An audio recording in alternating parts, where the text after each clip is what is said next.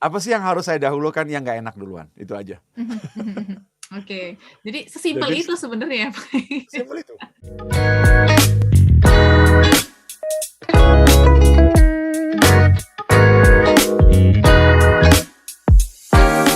Dan tadi ada tips yang pertama ada modeling, seperti biasa ya, kita harus ada di lingkungan-lingkungan yang positif, yang optimis, dan juga semangat.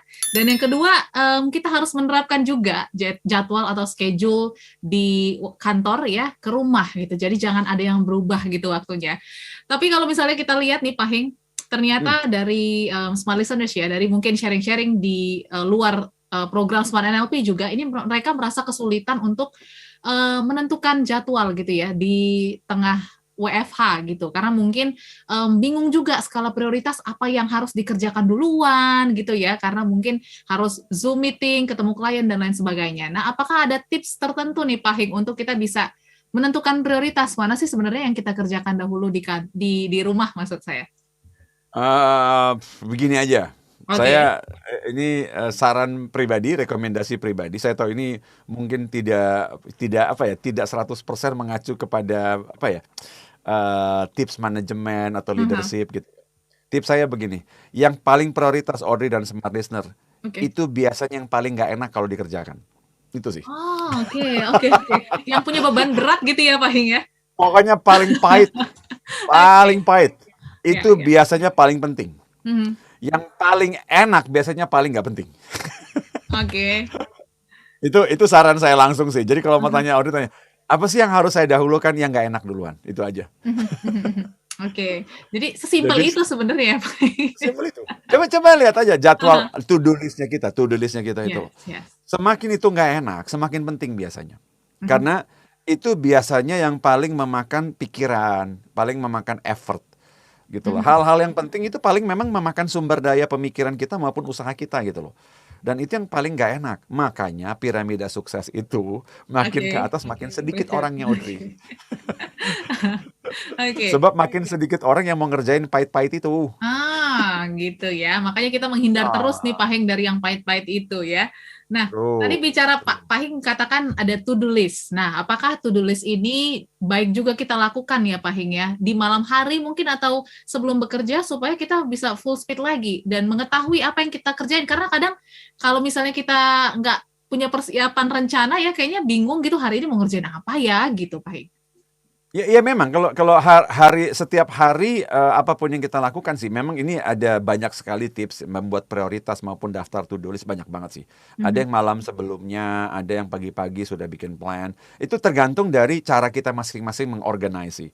Nah, menulis memang membantu. Selalu menulis itu membantu. Karena begitu kita tulis sesuatu, memang mata kita melihat gitu loh. Nah, mata ini adalah indera yang paling dekat ke reality kan gitu loh.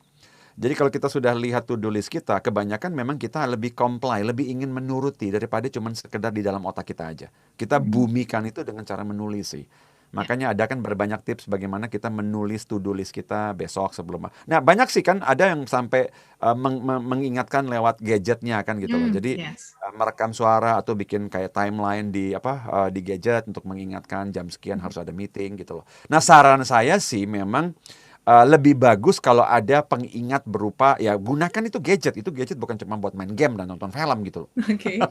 Aha. Itu bisa bisa buat hal yang penting gitu kan. Yes. Jadi pakai pakai itu gadget untuk Mhm. reminder. Saya sadar nih misalnya begini. Katakanlah ada hal yang memang penting besok saya lakukan. Saya sadar saya mungkin kemungkinan besar akan lupa gitu loh. Mhm. Jadi saya akan ketik di situ di timer gitu loh. Jadi di agenda sehingga nanti tiba-tiba saya lagi misalnya aja nih, kalau saya lagi browsing internet muncul kan pengingat itu. Ya. Ya kan yang mana kalau saya tidak taruh di situ, saya pasti lupa itu. Karena Mhm. asik itu. Karena asik gitu loh. Nah, Oke. jadi gunakanlah gadget itu untuk bekerja. Oke. Oke, jangan nonton Netflix saja soalnya sebenarnya. Itu buat hanya untuk browsing internet aja Ya, itu buat main heeh.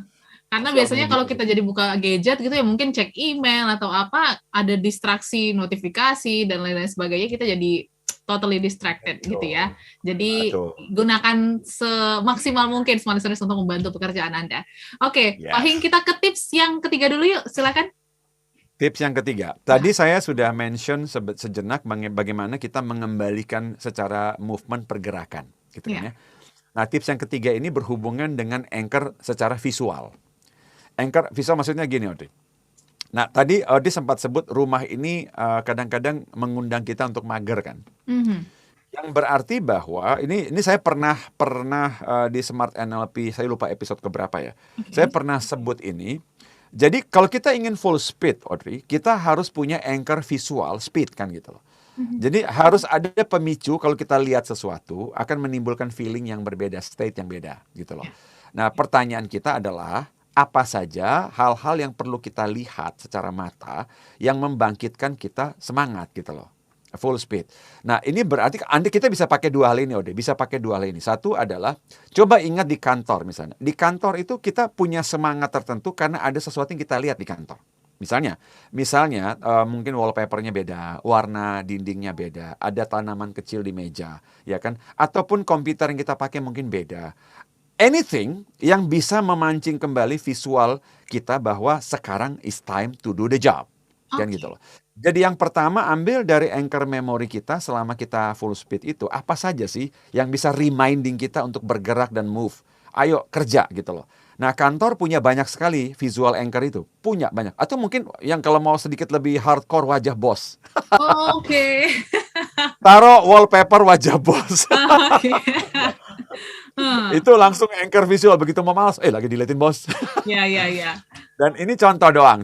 Ini bagaimana kita sendiri bisa mencari visual-visual anchor yang membangkitkan kita untuk full speed. Nah, itu kalau kita punya memori itu. Tetapi ada yang bilang begini, saya tidak mau ambil memori dari kantor sebab mungkin kantor bukan full speed, kantor stres. Misalnya aja. Oke. Nah, kita bikin sendiri berarti. Mhm. Bikin sendiri. Nah, ini saran saya di era-era awal pandemi kepada para orang-orang profesional yang memang ingin produktif. Saran saya begini, supaya mata kita ini tidak tergoda dengan berbagai anchor-anchor yang mager tadi, Mhm. kenapa tidak ciptakan satu sudut buat kita kerja gitu loh. Oke. Jadi memang ada visual tersendiri, mau menghadap dinding kayak mau pasang wallpaper gambar apa kayak, ya kan intinya beda, membuat visual yang beda banget di salah satu sudut rumah misalnya. Ya kan, mahal Pak, nggak juga tuh, emang kita aja kagak mau gitu loh. Mhm, mhm. Di satu meja kecil aja, satu meja kecil. Kita bisa kok nyusun-nyusun rapat-rapat gitu loh. Nah, bikin satu sudut kecil dengan suasana yang agak beda dikit. Mungkin saya nggak tahu, mau di samping jendela juga boleh, whatever. Oke. Ya kan, wallnya mau dikasih warna yang intinya membuat kita tidak memicu visual mager Mhm. gitu loh. Nah, jadi kita ingin mengacak kembali apa yang kita lihat sehingga kita punya semangat untuk melakukan full speed tadi. Jadi bisa ambil dari visual memory kita yang dari operasional dulu, kantor di mana kita full speed, Oke. atau kita buat sendiri visual yang berbeda dari suasana rumah, tapi di dalam rumah gitu loh. Mhm. Itu tipsnya. Jadi bikin visual aktif, visual Oke. anchor aktif gitu loh. Visual aktif ya. Dan mungkin boleh ya Pak Hing ya dihindari sudut-sudut seperti sofa atau mungkin tempat tidur supaya kita tidak tergoda dengan distraksi-distraksi itu ya. True. Oke. Nah, itu tadi Pak Hing katakan kita bisa juga nih untuk apa namanya ciptakan visual sendiri. Kalau misalnya nih Pak Hing, kita punya target-target gitu ya, mungkin 2025 goes to Maldives misalnya, ada gambar Maldives atau mungkin target-target 2025 married gitu. Nah, ini juga membantu nggak sih kita untuk semangat atau seperti apa? Boleh, Hmm. boleh, bisa banget.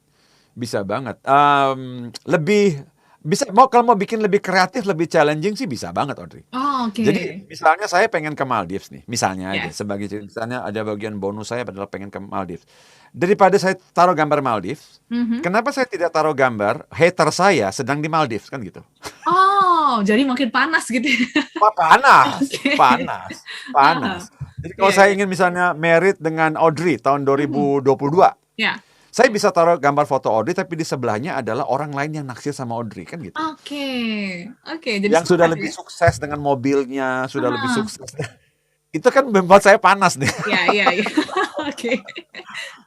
Oke. Jadi setiap kali bangun pagi lihat foto itu, jangan sampai Audrey diambil orang. Kan gitu. Oke, ini jadi masukan ya Pak Hing ya. Masukan yang Yoi. menarik nih. boleh dari sisi kreativitasnya Anda ya untuk memancing atau men-trigger lah semangat Anda gitu ya. Oke. True.